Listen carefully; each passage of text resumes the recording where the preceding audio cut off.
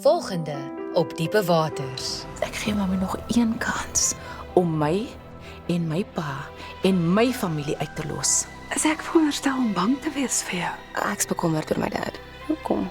Deesdae is hy so gestres en uptight en dit freak my 'n bietjie uit. Theo het laat weet dat daar 'n posisie by 'n kerk in Klerksdorp oopgegaan het. So ons trek binnekort. Is jy nie daai ou wat rap en sing oor environmental issues nie? Ja, dit is ek.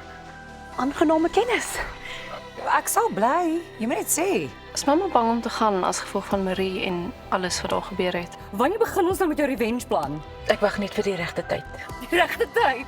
Die regte tyd was toe Zelda Amber 'n hele gemeenskap verwoes het, Pam. Ons kan self saam in 'n flat intrek. Ja, ons ons ouers trek ver weg en as ek nog hier wil swem, kan ek net die trein ry. Sylviaan Benny is Skoonveld. Sy antwoord nie my boodskappe nie. Niks.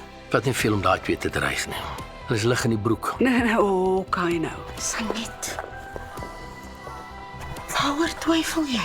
My toekoms saam Ben. Luister, ek dink ek is meer fit vir brands wat luxury promote. Soos sportskare, nie die crap nie. Dis die sleutel tot jou hart.